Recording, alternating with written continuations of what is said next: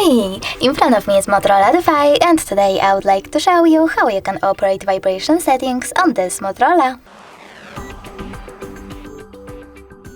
Firstly, open Settings. Now you need to click on Sound and Vibration here and then tap on Vibrate Vocals. Over here, select one of those options for your incoming calls by tapping on the best one for you. Never vibrate, always vibrate, or vibrate first, then ring gradually. I will go with Never Vibrate, so I have to click on it and go back. Now you need to scroll down and click on Advanced. Then scroll down again and click on Shortcut to prevent ringing. Over here you can set up Vibrate by clicking on it. Then go back and click on the switchers next to Charging Sounds and Vibrations, Touch Vibrations and Outgoing Call Vibrations to enable or disable all of those options. Thanks so much for watching. If you enjoyed this video, smash that like button, comment and definitely subscribe. Bye!